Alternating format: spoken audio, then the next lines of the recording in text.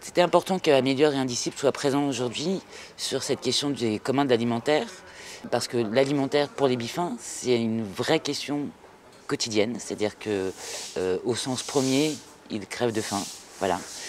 Les Biffins sont ce que nos grands-mères appelaient les chiffonniers. Ce sont des personnes qui travaillent dans la rue, qui sont aux alentours des puces aujourd'hui et qui travaillent sur les trottoirs dans des conditions absolument déplorables et indignes. Surtout dans un temps où on ne parle que d'économie, ces gens sont l'exemple même de ce qu'il faut faire sur la question du réemploi. Ils remettent des tonnes et des tonnes d'objets dans l'économie circulaire, etc., au lieu de les envoyer à la déchetterie, puis à l'incinération. Donc il faut qu'on travaille, non pas chacun dans notre coin, mais qu'on travaille ensemble et entre autres avec les structures qui, elles, sont les plus fortes et les plus pertinentes, en tout cas, sur ces questions-là, pour voir ensemble comment on invente des choses pour être sur un commun de l'alimentation, parce que justement, ils prennent en compte les réalités d'un territoire et des populations qui occupent ces territoires. Évidemment, depuis des années, depuis des décennies, la lutte contre la précarité alimentaire, elle passe par l'aide alimentaire. Et l'aide alimentaire, c'est tout sauf de l'alimentation de qualité. Ça dépossède les personnes justement de, on va dire, de leur dignité. C'est une assistance sous forme de colis alimentaires.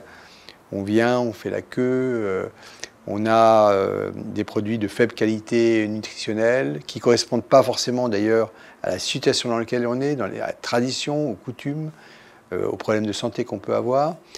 Et puis, bon, il y a des problèmes d'isolement dans les cités, des personnes âgées, des personnes handicapées, etc. Donc, comment on peut réduire cette fracture alimentaire, particulièrement dans une ville comme Marseille, sur lequel, effectivement, il y a des populations et des quartiers qui sont extrêmement précaires. Aujourd'hui, l'aide alimentaire, on est sur un système qui date des années 80. C'est vraiment les années 80 où on a vu l'apparition à la fois de la Fédération des banques alimentaires, 1984, Restos du Cœur, 1985. Et donc c'est un système qui aujourd'hui fonctionne avec 4 acteurs principaux, qui sont les Restos du Cœur, la Fédération française des banques alimentaires, la Croix-Rouge et le Secours populaire, qui sont 4 grandes organisations qui distribuent l'aide alimentaire. Et ce sont des structures qui sont approvisionnées par le don. L'aide alimentaire a été imaginée très concrètement au niveau européen puis au niveau français depuis la loi Garot qui date de 2016 comme un moyen de lutter contre le gaspillage. Du coup, depuis cette loi, les grandes surfaces sont à la fois obligées et incitées fiscalement à donner leurs produits proches de la date de péremption ou les invendus aux organisations de l'aide alimentaire. Et donc pour ça, ces dons sont défiscalisés. Ça leur permet aussi de pouvoir éviter des coûts qui sont liés à la gestion des déchets. La question des restes, elle est importante, mais elle doit être réfléchie, parce que s'il s'agit des restes, comme dans la loi Gallo, où en fait, finalement, les supermarchés se dédouanent de leur surplus alimentaire. En plus, gagnent de l'argent là-dessus, parce qu'il y a, on va dire, une défiscalisation, ce qui est totalement anormal. Et c'est souvent les produits en date limite de consommation. Il faut voir ce qui arrive dans les caddies et qui sort ce qu'on appelle la ramasse. Ça arrive en stock comme ça. C'est les associations de l'aide alimentaire qui doivent scanner les produits, qui doivent après les trier et après qui les redonnent aux personnes en situation de précarité. Donc cette situation, elle n'est pas normale.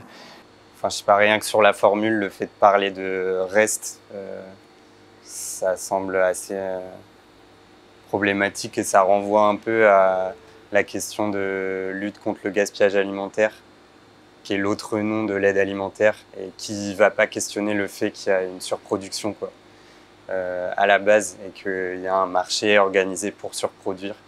Donc oui, la question des restes est importante, c'est-à-dire qu'il ne faut pas la négliger, mais ce qu'il faut réfléchir, c'est la question fondamentale à la racine.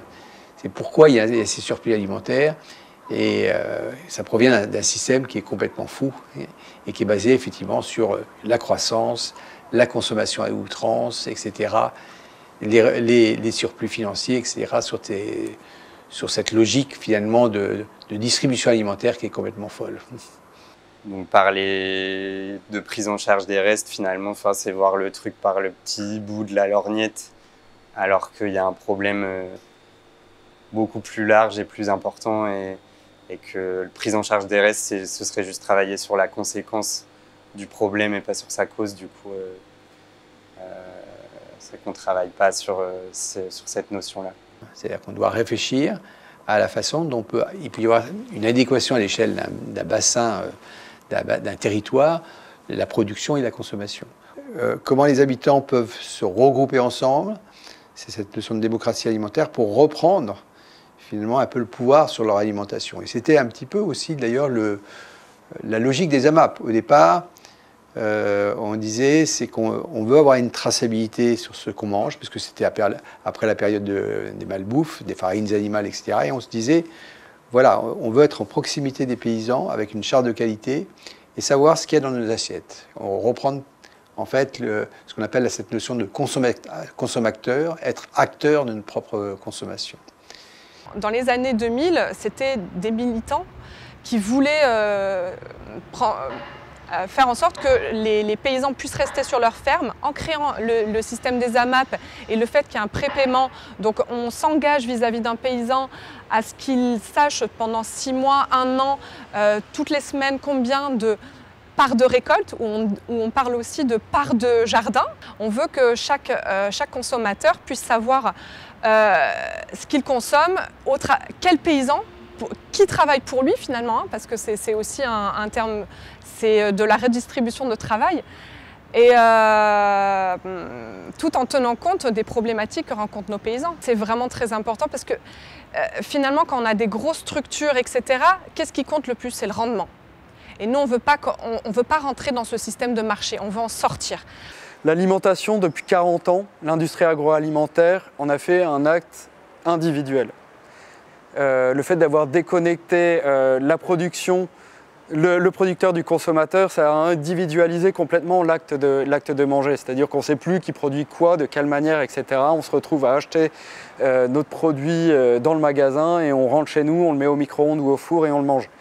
Ça a été individualisé aussi le fait d'avoir segmenté le marché. C'est-à-dire l'industrie agroalimentaire a segmenté le marché. Elle s'est dit, bon bah très bien, on sait que par rapport aux moyens, aux bourses des consommateurs, eh ben, on va proposer différentes gammes à différents prix pour que tout le monde s'y retrouve. Mais du coup, chacun, ça fait différents circuits, segments, et moi je vais aller consommer comme ça, je ne me préoccupe pas de comment mange l'autre.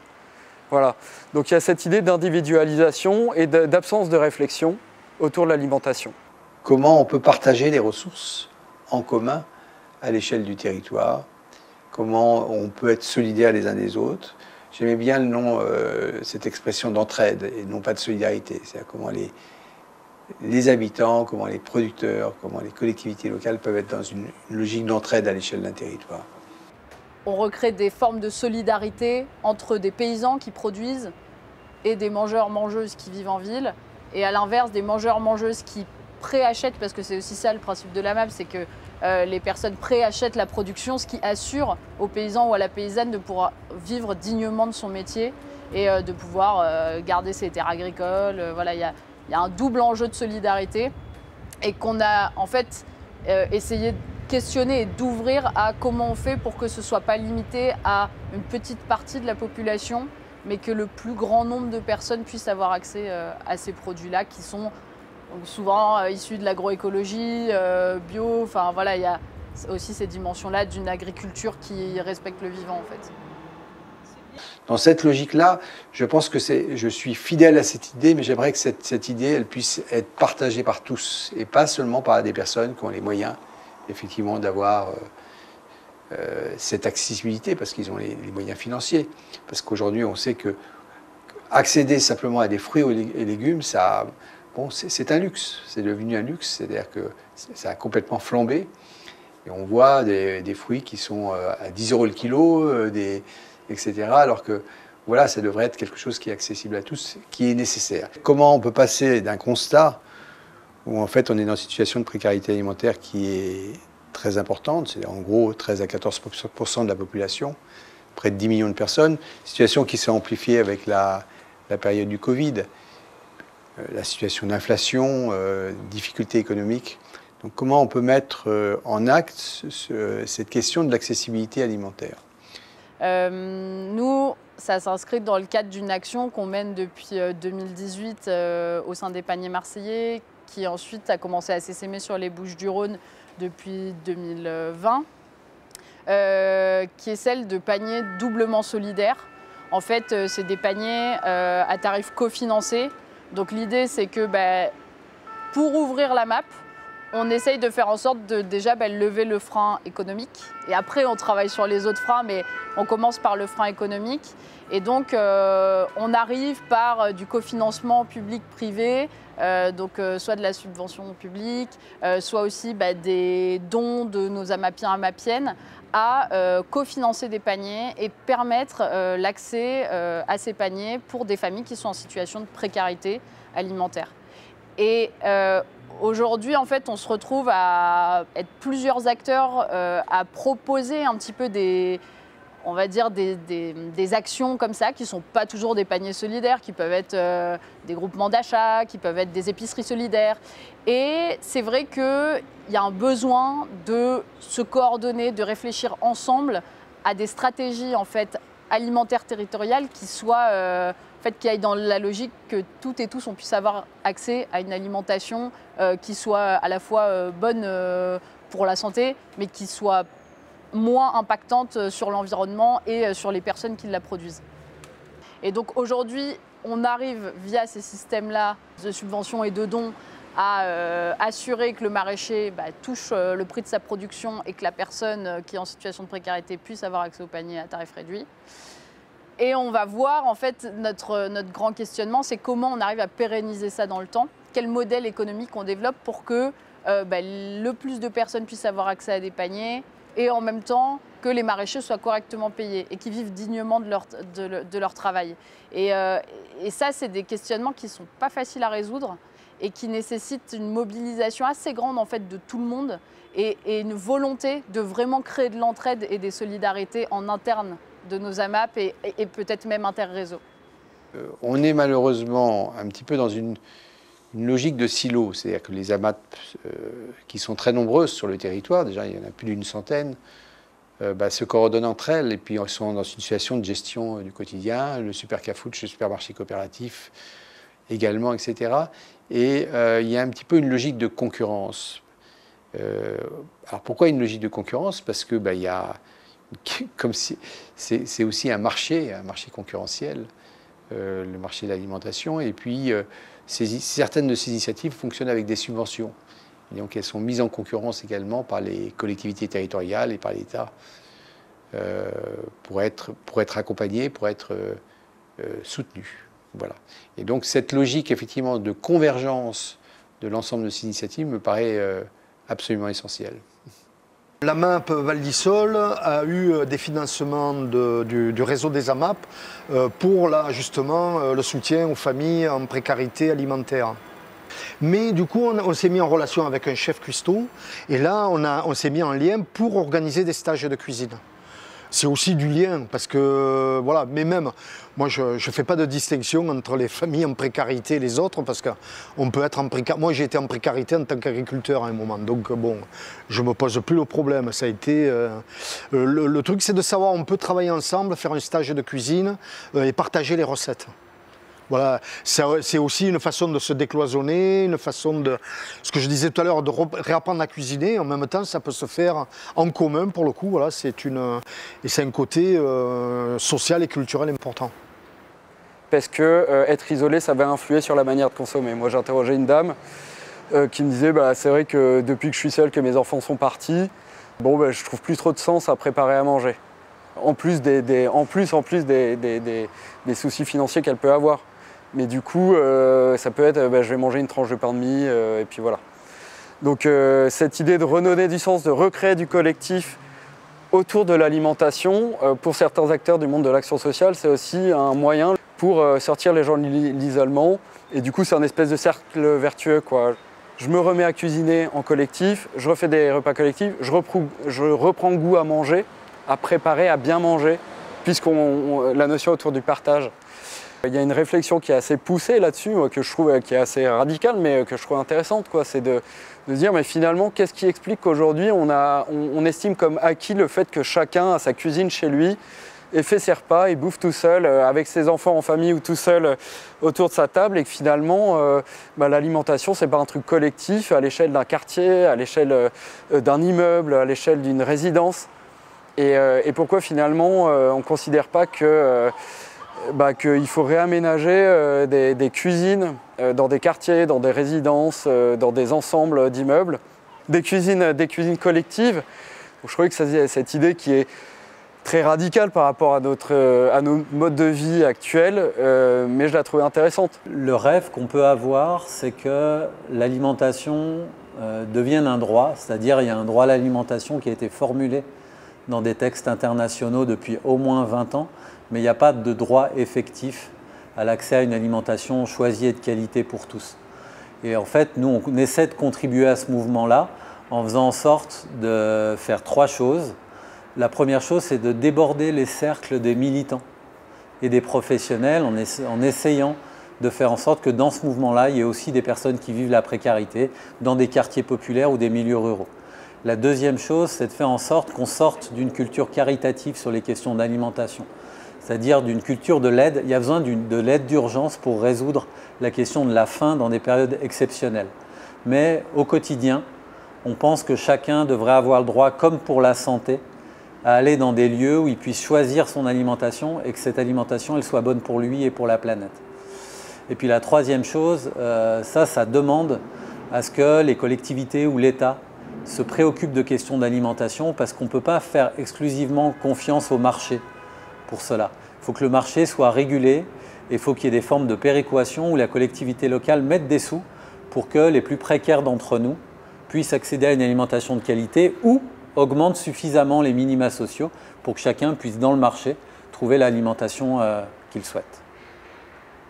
Alors, les horizons, depuis quelques années, il y a ce qu'on appelle des projets alimentaires territoriaux. C'est des PAT qui se développent et c'est une très bonne chose parce que, notamment le PAT de la métropole, qui aussi est étendu au pays d'Arles, c'est l'idée de réfléchir à l'avenir de notre territoire sur la question comment démocratiser le système alimentaire, comment rendre accessible l'alimentation de qualité, etc. Et cette réflexion globale à l'échelle du territoire, ça me paraît très positif. Les projets alimentaires territoriaux ont été mis en place après la loi Egalim sur le fait que chaque cantine scolaire doit avoir une portion de bio.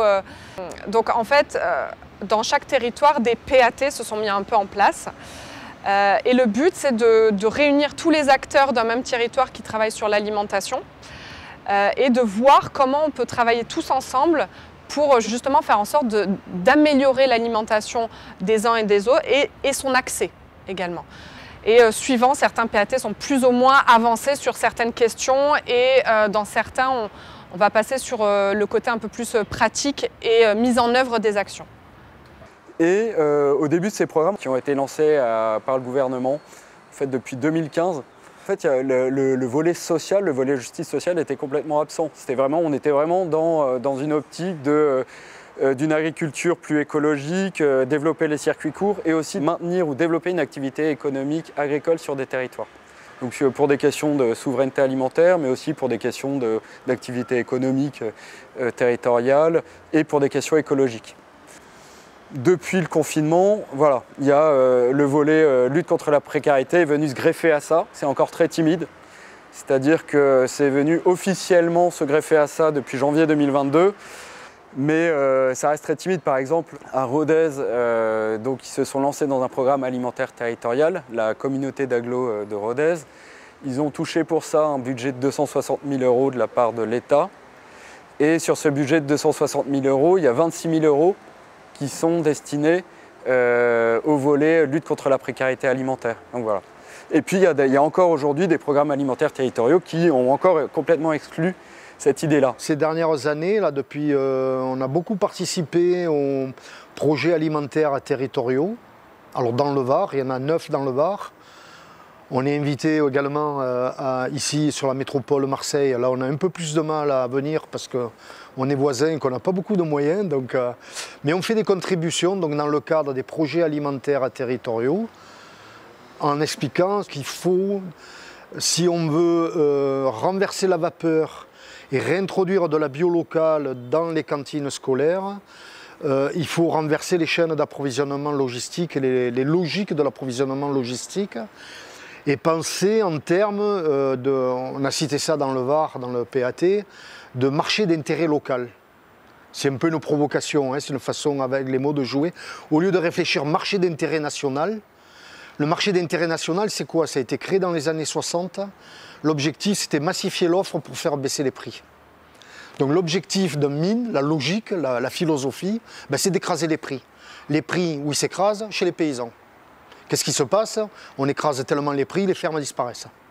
Et donc, par ce système-là, on concentre toute l'offre alimentaire dans l'agro-industrie et on fait disparaître toute l'agriculture paysanne vivrière. Voilà. Donc si on raisonne pas, si on renverse pas ce modèle en remettant en place des chaînes d'approvisionnement logistique, circuits courts, ben le processus de concentration il va continuer, clairement. Donc c'est ça qu'on a, c'est le type de proposition qu'on porte et je pense que là on commence à être entendu. Dans le cadre du déploiement de nos projets, on a depuis 2 ans, on développe un projet qui s'appelle Pastis pour Pôle alimentaire solidaire territorial et d'innovation sociétale. Le ferment en fait est de la création d'emplois sur le domaine de l'alimentaire en fait. Et pour nous, cette logique d'autonomie, elle passe par ça en fait. C'est-à-dire créer de l'emploi pour les gens, pour qu'ils puissent avoir du pouvoir d'achat et être en capacité de s'alimenter et de faire des choix sur leur alimentation. Ça, c'est le premier élément. La deuxième chose, c'est aussi de pouvoir faire en sorte qu'on puisse proposer des produits de qualité et qui soient à disposition. Accompagner et aider les gens à découvrir de nouvelles choses. C'est-à-dire que le principe dans lequel on s'inscrit, c'est vraiment celui de l'éducation populaire. C'est pas d'avoir une dimension incantatoire en disant il faut manger ça et c'est pas bien de manger tel type d'alimentation. Ils ont leur propre libre arbitre. Ils peuvent manger de l'alimentation très transformée, mais il faut qu'ils sachent quels sont les risques aussi d'une alimentation qui peut être trop grasse, trop riche et pas assez nutritive. Et en même temps, qu'on leur mette à disposition d'autres produits et qu'ils soient en capacité de pouvoir les transformer, eux, les travailler. Et c'est tout ça qu'il faut qu'on arrive à faire. Et c'est dans cette veine-là qu'on s'inscrit en tout cas. Dans les PAT, il faut qu'il y ait, il faut que tout le monde y soit représenté et il faut qu'il y ait une participation aussi des habitants. Et puis, il peut y avoir, on peut développer à l'échelle locale, comme c'est le cas à Montpellier, à Saint-Étienne, aussi à Cadenet, peut-être des conseils nationaux, des conseils locaux, je ne sais pas comment on peut les appeler, de l'alimentation, de l'agriculture, de l'alimentation, pour réfléchir ensemble à comment la production, la distribution, la consommation peut être organisée. Mon idée, c'est surtout que les acteurs puissent travailler ensemble à l'échelle locale, dans la perspective effectivement d'une agriculture durable et d'une alimentation durable. Ça veut dire qu'on met autour de la table des élus qui sont en charge effectivement des collectivités locales parce que la préservation du foncier agricole dépend effectivement de leur autorité, mais aussi des producteurs pour qu'ils puissent s'orienter vers des productions de qualité, des consommateurs pour qu'ils réfléchissent à leur façon de consommer, et voire même de soutenir la production locale, etc., des associations, des habitants. Voilà, c'est un petit peu l'idée d'avoir, de réunir toutes les parties prenantes du système alimentaire pour réfléchir collectivement à l'échelle d'un territoire à l'avenir du système alimentaire. Voilà, au niveau français aussi, là, depuis quelques mois, il y a un fonds de 60 millions d'euros qui a été débloqué par le gouvernement à nouveau pour des appels à projets pour 2023 et qui concerne là spécifiquement la question de l'alimentation pour le coup. En gros, l'idée c'est de permettre à des acteurs de l'aide alimentaire d'améliorer leur offre en développant une offre déjà de produits frais, de fruits et légumes, en développant une offre locale, donc en pouvant s'approvisionner auprès de producteurs locaux.